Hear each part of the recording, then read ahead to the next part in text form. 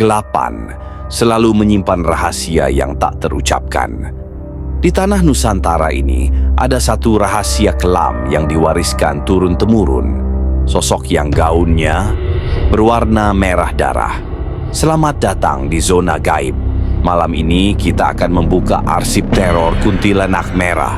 Semua orang tahu tentang kuntilanak putih, arwah penasaran wanita yang meninggal saat melahirkan.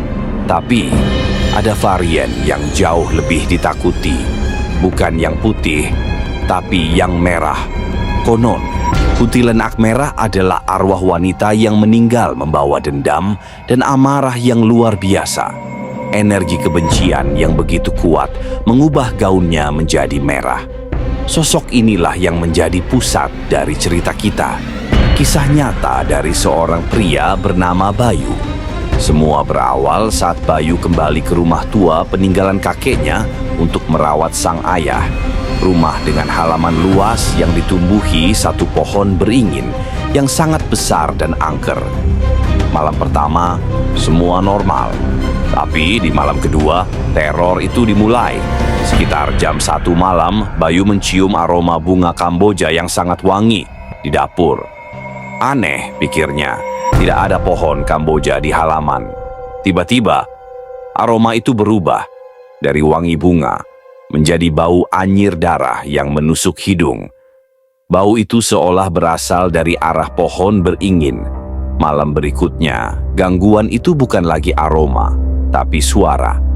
Saat ia sedang menonton televisi, ia mendengar suara tangisan bayi dari kejauhan. Sangat lirih, tapi begitu jelas. Ia mematikan televisi. Benar, suara tangisan bayi. Suara itu terdengar semakin mendekat, lalu tiba-tiba berhenti, hening. Keheningan itu terasa jauh lebih menakutkan. Beberapa hari berlalu tanpa kejadian. Bayu berpikir ia hanya berhalusinasi. Tapi ia salah. Suatu malam Jumat, ia mendengar suara itu lagi. Bukan tangisan, tapi tawa. Tawa seorang wanita, melengking tinggi. Datang dari arah pohon beringin. Suaranya terdengar sangat jauh. Bulu kuduknya langsung berdiri. Ia teringat mitos itu. Jika suara tawa kuntilanak terdengar jauh, artinya sosoknya ada di dekat kita. Dengan jantung berdebar, ia mengintip dari jendela kamarnya. Gelap. Saat ia akan berbalik badan, matanya menangkap sesuatu. Sebuah gerakan cepat. Sesosok bayangan putih melintas sekelebat, lalu menghilang di balik pohon beringin. Itu bukan binatang. Puncak terornya terjadi 2 malam setelah itu. Listrik di desa padam total. Gelap gulita. Bayu terus-menerus mendengar suara cakaran di dinding luar kamarnya. Kerik, kerik, kerik. Seolah-olah ada seseorang dengan kuku yang sangat panjang sedang menggaruk dinding. Muak dan marah, ia mengambil senter, membuka pintu belakang, dan berteriak, "Siapa di sana? Jangan mengganggu. Hening." Suara cakaran itu berhenti. Ia berjalan perlahan menuju halaman belakang, menuju pohon beringin. Udara terasa sangat dingin. Ia menyorotkan senternya ke segala arah. Kosong. Saat ia akan berbalik, ia mendengarnya. Tawa itu lagi. Tapi kali ini tidak jauh. Sangat dekat. Dan bukan dari kejauhan, tapi dari atasnya. Perlahan, dengan tubuh gemetar hebat, Bayu mengangkat senternya ke atas, ke arah dahan-dahan besar pohon beringin itu. Dan di sanalah ia melihatnya. Duduk di salah satu dahan adalah sesosok wanita.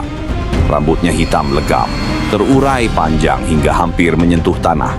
Wajahnya tertutup oleh rambut itu. Tapi gaun yang ia kenakan bukan putih, tapi merah. Merah kusam, seperti kain yang direndam darah. Sosok itu hanya diam. Bayu tidak bisa berteriak. Suaranya hilang. Lalu, perlahan, sosok itu mulai tertawa lagi. Tawa melengking yang memekakkan telinga. Dan saat ia tertawa, rambut yang menutupi wajahnya perlahan terangkat. Bayu melihat wajahnya, pucat seperti mayat. dengan lubang hitam di tempat yang seharusnya menjadi matanya. Dari lubang hitam itu bersinar 2 titik cahaya merah. Mulutnya sobek lebar, menyeringai dari telinga ke telinga. Itulah hal terakhir yang Bayu ingat. Ia tidak ingat bagaimana ia bisa kembali ke dalam rumah. Ia hanya ingat berlari, menjatuhkan senternya, dan mengunci pintu dengan tangan gemetar. Keesokan paginya, Bayu membawa ayahnya dan pergi dari rumah itu untuk selamanya. Ia menjual rumah itu dengan harga sangat murah. Mereka bilang sosok di pohon beringin itu masih ada di sana, menunggu penghuni baru, menunggu korban berikutnya. Apakah cerita ini nyata? Kami menyerahkannya pada Anda. Tapi satu hal yang pasti, jika di tengah malam Anda mencium wangi bunga yang tiba-tiba berubah menjadi bau anyir darah, jangan pernah mencari sumbernya. Cukup kunci pintu Anda dan berdoa. Terima kasih sudah menemani kami di Zona Gaib. Bagikan cerita kalian di kolom komentar. Jangan lupa like dan subscribe.